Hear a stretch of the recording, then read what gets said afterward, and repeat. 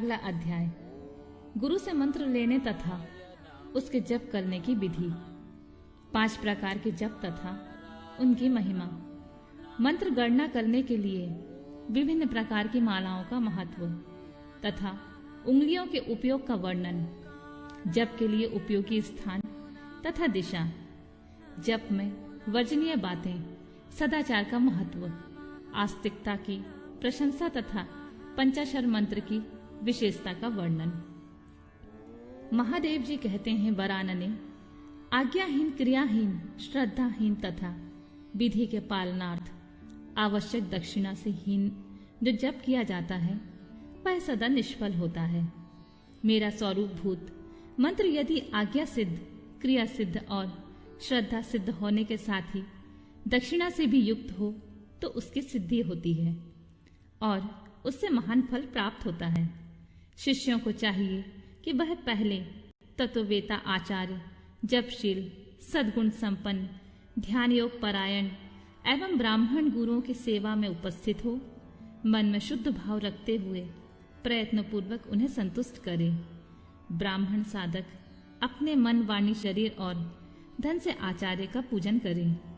वह वैभव हो तो गुरु को भक्ति भाव से हाथी, घोड़े, रथ, रत्न, क्षेत्र और ग्रह आदि अर्पित करे। जो अपने लिए सिद्धि चाहता हो वह धन के दान में कृपणता न करे। तदनंतर सब सामग्रियों सहित अपने आप को गुरु की सेवा में अर्पित कर दे। इस प्रकार यथाशक्ति निश्चल भाव से गुरु की विधिवत पूजा करके गुरु से मंत्र एवं ज्ञान का उपदेश क्रमशः ग्रहण करें। इस तरह संतुष्ट हुए गुरु अपने पूजक शिष्य को, जो 1 वर्ष तक उनकी सेवा में रह चुका हो, गुरु की सेवा में उत्साह रखने वाला हो, अहंकार रहित हो और उपवास पूर्वक स्नान करके शुद्ध हो गया हो, पुनः विशेष शुद्धि के लिए पूर्ण कलश में रखे हुए पवित्र द्रव्य युक्त मंत्र शुद्ध जल से नहलाकर चंदन, पुष्पमाला, वस्त्र और आभूषणों द्वारा अलंकृत करके उसे सुंदर वेशभूषा से विभूषित करें। तत्पश्चात शिष्य से ब्राह्मणों द्वारा पुण्य वाचन और ब्राह्मणों की पूजा करवाकर समुद्र तट पर, नदी के किनारे, गौशाला में, देवालय में, किसी भी पवित्र स्थान में अथवा घर में सिद्धिदायक काल आने पर शुभ तिथि, शुभ नक्षत्र एवं सर्वदोष रहित शुभ योग में गुरु अपने शिष्य को अनुग्रह पूर्वक विधि के अनुसार मेरा ज्ञान दे।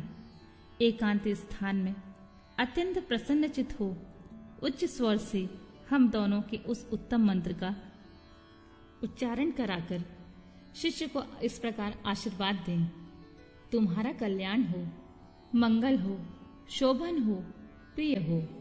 इस तरह गुरु शिष्य को मंत्र और आज्ञा प्रदान करें। इस प्रकार गुरु से मंत्र और आज्ञा पाकर शिष्य एकाग्रचित हो संकल्प करके प्रतिदिन उस मंत्र का जप करता रहे। जब तक जिए तब तक अनन्य भाव से तत्परता पूर्वक नित्य 1008 मंत्रों का जप किया करे। जो ऐसा करता है वह परम गति को प्राप्त होता है।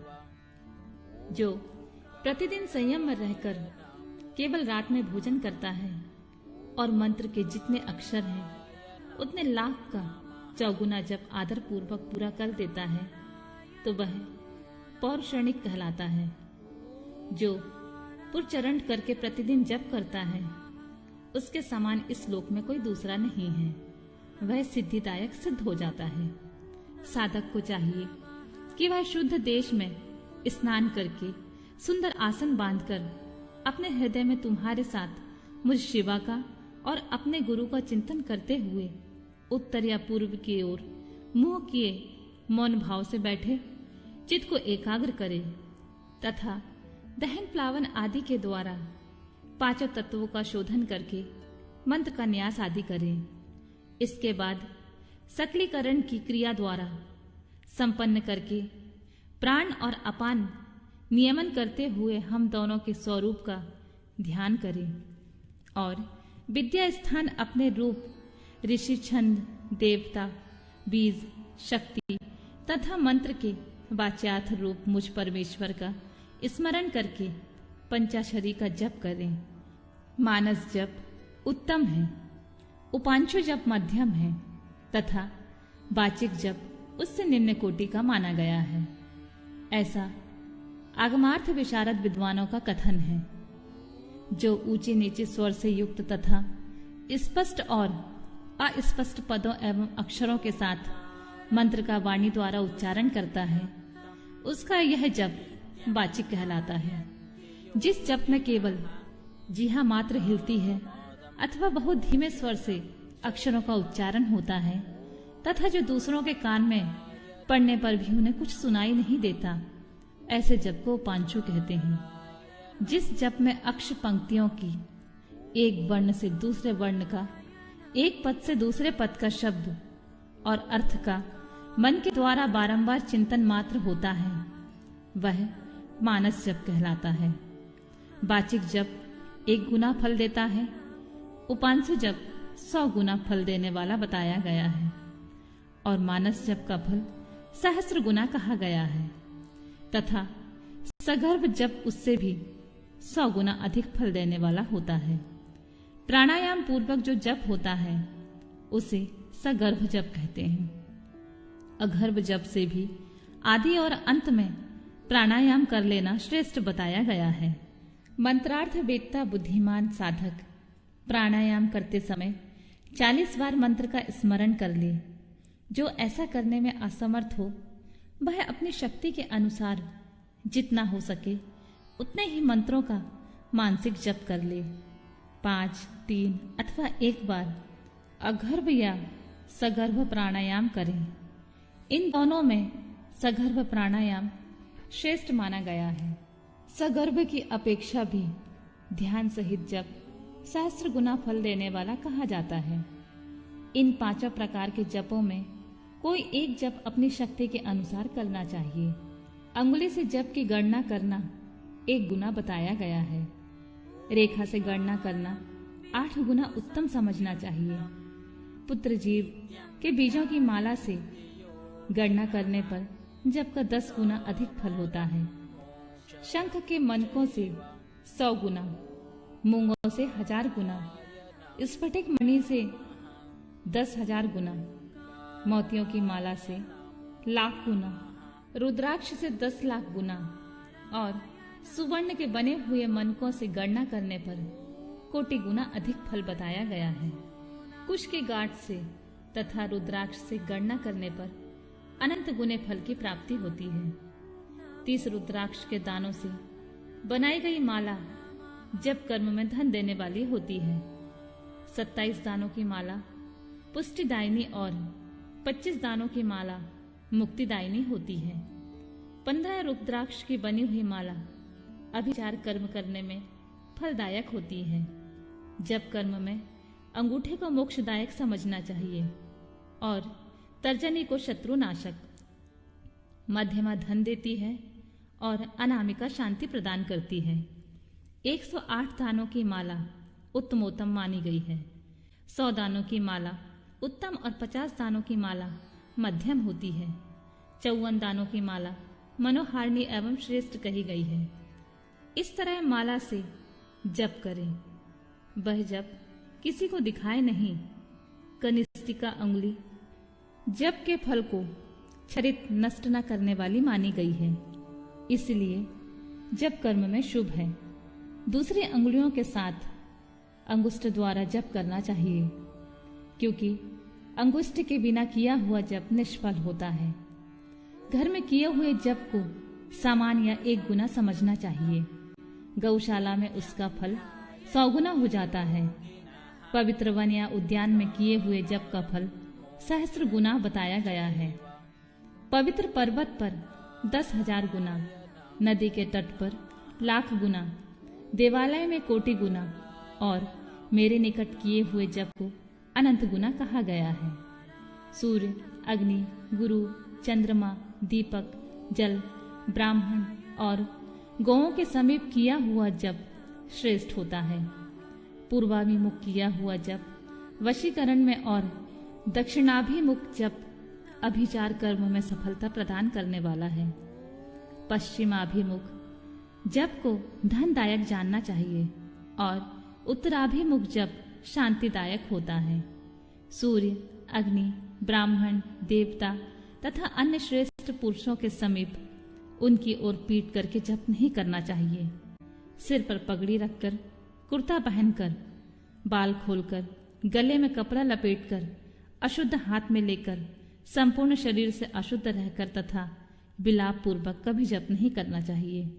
जप करते समय क्रोध, मद, छींकना, थूकना, जमाई लेना और कुत्ते और नीच पुरुषों की ओर देखना वर्जित है। यदि कभी वैसा संभव हो जाए तो आचमन करें अथवा तुम्हारे साथ मेरा पार्वती सहित शिव का स्मरण करें या ग्रह नक्षत्रों का दर्शन करें अथवा प्राणायाम कर लें। बिना आसन के बैठकर, सोकर, चलते फिरते अथवा खड़े होकर जप न करें। गली में या सड़क पर, अपवित्र स्थान में या अंधेरे में भी जप न करें।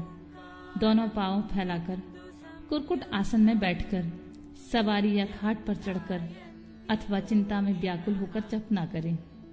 यदि शक्ति हो तो इन सब नियमों का पालन करते हुए जप करें और अशक्त पुरुष यथाशक्ति जप करें। इस विषय में बहुत कहने से क्या लाभ, संक्षेप में मेरी बात सुनो। सदाचारी मनुष्य शुद्ध भाव से जप और ध्यान करके कल्याण का भागी होता है। आचार परम धर्म है, आचार उत्तम धन है, आचार श्रेष्ठ विद्या है और आचार ही परम गति है। आचारहीन पुरुष संसार में निंदित होता है और परलोक में भी सुख नहीं पाता। इसलिए सबको आचारवान होना चाहिए। वेदज्ञ विद्वानों ने वेद शास्त्रों के कथा अनुसार जिस वर्ण के लिए जो कर्म विहित बताया गया है, उस वर्ण के पुरुष को उसी कर्म का सम्यक आचरण करना चाहिए। वही उसका सदाचार है, दूसरा नहीं। सत्पुरुषों ने उसका आचरण किया है, इसीलिए वह सदाचार कहलाता है। उस सदाचार का भी मूल कारण आस्तिकता है। यदि मनुष्य आस्तिक है तो प्रसाद आदि के कारण सदाचार से कभी भ्रष्ट हो जाने पर भी दूषित नहीं होता। अतः सदा आस्तिकता का आश्रय लेना चाहिए। जैसे यह लोक में सत्कर्म करने से सुख और दुष्कर्म करने से दुख होता है, उसी तरह परलोक में भी होता है। इस विश्वास को आस्तिकता कहते हैं। सदाचार से हीन, पतित और अंत्येश का उद्धार करने के लिए कलयुग में पंचाक्षर मंत्र से बढ़कर दूसरा कोई उपाय नहीं है। चलते फिरते, खड़े होते अथवा स्वेच्छा अनुसार कर्म करते हुए अपवित्र या पवित्र पुरुष के जप करने पर भी वह मंत्र निष्फल नहीं होता। मूर्ख, मूढ़, पतित, मर्यादा रहित और नीच के लिए भी यह मंत्र निष्फल नहीं होता।